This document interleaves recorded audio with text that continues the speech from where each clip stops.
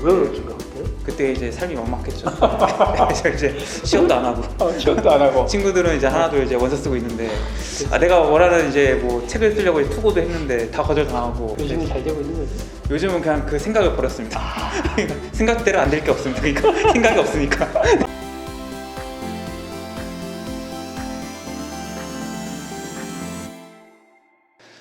안녕하세요. 너하나 연탁교 꿈꾸는 자본가 이권복입니다. 은퇴전략가 김동석입니다. 네, 오늘은 정말 이 질문을 통해서 이 질문만 잘하면은 조론의 위기에서 그 아주 달달한 신혼으로 돌아갈 수 있다는 그 질문들이 있다고 해서 은퇴 전략가님께 한번 물어보러 왔습니다. 세상에 그런 질문이 있을까요? 뭐 있다고 합니다. 있다고요? 네. 그런 책에 질문. 있다고 하고 네. 심리학자들이 주로 네. 자주 사용한다라고 그래서 하죠. 심리학자가 연구를 한 거죠. 네, 그래서 이 질문이 36가지가 있는데 네. 그 중에서 이제 은퇴 전략가님이 이런 질문들은 서로 해볼 만하다라는 거 이제 3가지를 뽑아서 여러분들께 소개를 해드리려고 합니다. 조론의 위기에서 사랑에 빠질 수 있는 질문이라고 하니까 제가 되게 신중했어요. 네, 부담감이 막중하실 겁니다. 뭘 뽑아야 되나. 네. 그래서 사실은 네. 이 질문을 뽑으면서 저한테도 이렇게 한번 물어봤는데 네. 좀 심오했어요. 첫 번째가 네.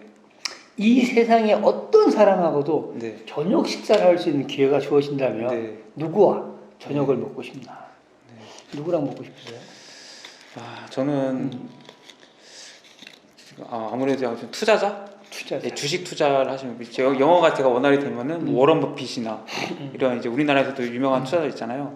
네, 그런 분들하고 밥을 한번 먹으면서 얘기를 하고 싶네요. 저는 이 질문을 하면서 빌 게이츠하고 밥을 먹고 있었어요. 네. 그 이유가 있거든요. 네. 제가 이제 사람들하고 만나서 사람들에게 제가 이게 꿈이라는 걸 물어보고 네. 그 꿈을 완성하고 나서 그 다음에 하고 싶은 게 뭐냐. 예를 들면 이런 네. 거죠. 뭐 현금을 한 100억만 있으면 좋겠어. 100억을 모아서 당신이 그 다음에 하고 싶은 게 뭐냐고. 이게 이제 꿈 넘어 꿈인데 네. 그 꿈이 빌 게이츠하고 저하고 같기 때문에 빌 게이츠가 하고 있는 게 뭐냐면 네. 뭐 여러분들 뭐 책을 좋아하시는 분 잘 아실 건데 1년에 2번 6개월에 한 번씩 그 오두막에 가가지고 네. 일주일씩 있다 나오잖아요. 네. 그래서 이제 빌 게이츠는 이걸 생각 주간이다 이렇게 얘기해요. 맞아요. 그래서 비서만 데리고 가가지고 네. 어떤 전화기도 다 안 받고 네. 그냥 딱 일주일 있으면서 자기의 6개월 동안의 생각을 정리하고 네. 나오잖아요. 그래서 제가 이제 사람들에게 늘 하고 싶다라고 하는 게 마지막에 생각 학교거든요. 똑같이 이제 격오지 좀 떨어진 곳에다가 모든 세상과 단절된 곳에 생각 학교를 짓고 거기에 와서 마찬가지 4박 5일 동안 있다가 가는 그런 시스템을 만들어서 그 사람들이 뭘 생각했는지 뭘 느꼈는지 그것을 내가 인터뷰를 통해서 글로 남겨서 1년에 책을 한 권씩 그 사람들이 생각학교에서 느낀 것을 정리해서 1년에 한 번씩 책으로 내서 사람과 그 사람들의 생각과 일반 사람들의 생각을 정리해서 연결해주는 통로를 만들고 싶은 생각학교에서 빌 게이츠가 만나면 꼭 도대체 그 사모님이 뭔 생각을 하는지 해서 뭐가 좋은지 내 생각과 맞는 건지 이런 걸 꼭 물어보고 싶어서는 첫 번째 질문을 꼽았고 이제 두 번째 질문은 참 이거 어려운데 여러분들 이 질문 한번 답변해 보시면 좋을 것 같아요. 아마 댓글 밑에다가 우리 1, 2 베스트 3를 여러분들이 같이 나눠주시면 좋을 것 같아요. 그래서 연령대에 따라서 성부에 따라서 이런 차이가 있구나 같이 느끼면 좀 좋을 것 같은데 인생에서 가장 감사하다고 느끼는 게 무엇인가? 우리 꿈꾸는 자본가님 뭘까요? 저는 건강한 게 제일 그런 것 같아요. 건강을 잃으면은 하고 싶은 아무것도 할 수 없어요. 당연하죠. 그래서 건강을 잃으면 다 잃는 이게 거죠. 잊어버리기 쉽긴 한데 어디 좀 감기라도 걸리거나 뭐 치과를 가게 된다 이러면 이제 그때 절실히 느끼죠. 특히 치과. 네, 그렇죠. 제가 어저께 퇴근길에 이제 우리 대전에 있는 이종희 대표님이 전화가 왔어요. 근데 이분이 이제 우리나라에 한 번밖에 없는 항암용의 전문가잖아요. 그래서 나보고 대표님 제가 좀 다쳤어요. 대표님 나 지금 큰일 나요. 대한민국에 아픈 사람 어떡하라고 그러니까 그래서 왜요? 이러니까 요즘 뭐 그 환자들도 많고 돌봐야 될 사람이 되게 많은데 휴일날 이제 그 대전에 계시는데 뒷산에 올라갔다가 내려서 야트막한 언덕이 있는데 자기가 보기에는 바짝 뛸 수 있을 것 같아가지고 폴짝 뛰은 거야. 삐끗하고 넘어지신 거지. 그래서 손을 이렇게 딛잖아요, 사람이. 그래서 이제 뭐 괜찮겠지 하고 내려왔는데 밤에 엄청 아파가지고 병원에 갔더니 막 금 같다고. 지금 본인이 지금 기부싸고 있어가지고 지금 시스템이 완전히 엉망이라고 연구소가 그러는 거예요. 그래서 사실 이 건강은 되게 중요하죠. 네. 그리고 나이가 들어가면 나이가 들어가는 거에 따라서 더더욱 중요한 게 건강인 것 같은데 저는 이제 인생에서 감사하다고 느끼는 거 그러면 이제 물론 건강도 있는데 네.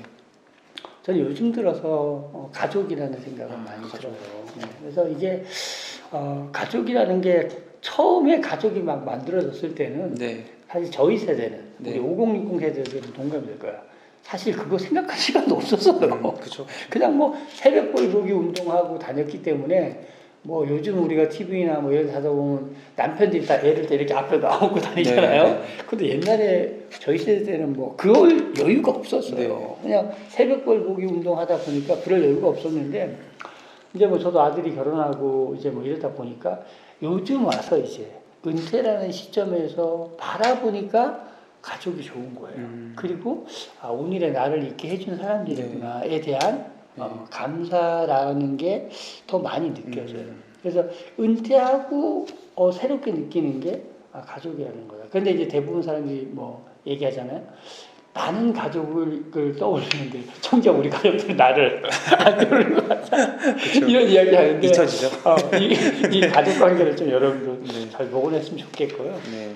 이렇게 해서 두 번째를 뽑았고 마지막 세 번째 제가 이거 뭐 뽑아야 될까 네. 되게 고민했어요. 네. 세 번째 여러분들 한번 답해 보시기 바랍니다. 마지막으로 다른 사람 앞에서 울었던 적이 언제인가 네. 또는 마지막으로 혼자 울었던 적은 언제인가? 혹시 마지막으로 혼자 울었던 기억이 있으신가요? 혼자 울었던 제 기억 속에 혼자 울었던 거는 한 25, 6 그때인 것 같아요. 굉장히 오래됐네요. 왜 울었을까 그때? 그때 이제 삶이 막막했죠. 그래서 이제 취업도 안 하고 취업도 안 하고 친구들은 이제 하나둘 이제 원서 쓰고 있는데 내가 원하는 이제 뭐 책을 쓰려고 투고도 했는데 다 거절당하고 될 게 안 되고 막 이러니까 내가 열심히 살고 있는 거 맞나? 잘 살고 있는 거 맞나? 자괴감 이런 게 들었죠. 인생이 내 마음대로 안 되는구나. 네, 그렇죠. 요즘은 잘 되고 있는 거지? 요즘은 그냥 그 생각을 버렸습니다. 생각대로 안 될 게 없습니다. 그러니까 생각이 없으니까.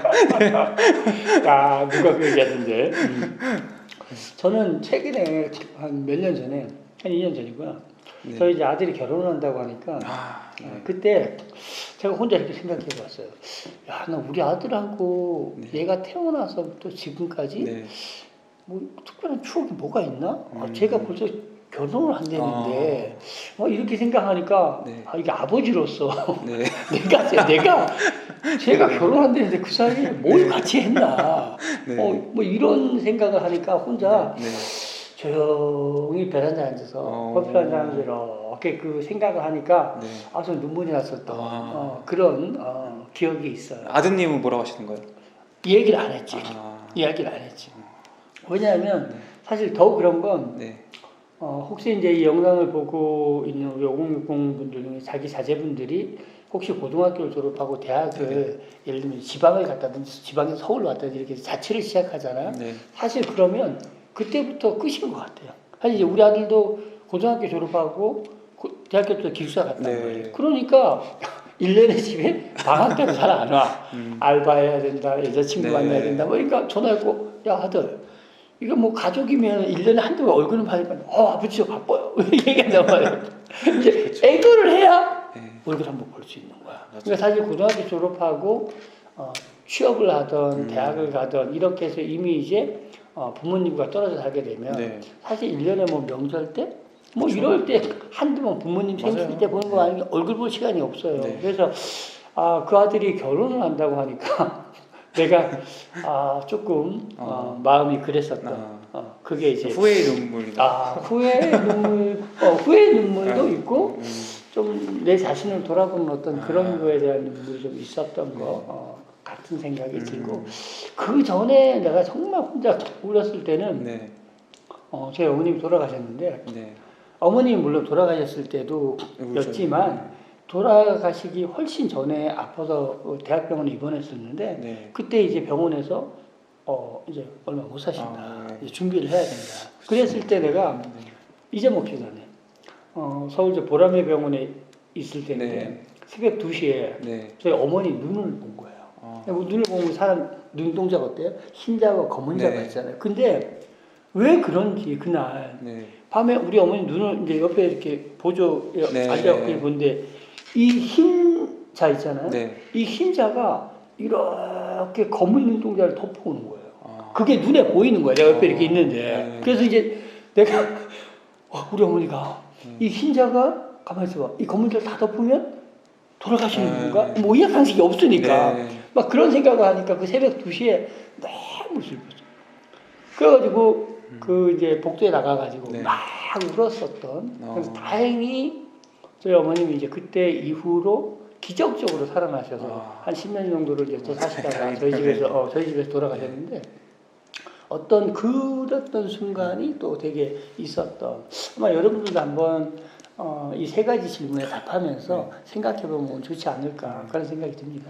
여기서 참 질문들이 좀 뭐가 특이하다고 할까? 그러니까 이게 분명히 뭔가 사랑에 관련된 네. 그런 건데 질문에서는 이제 사랑을 묻진 않아요.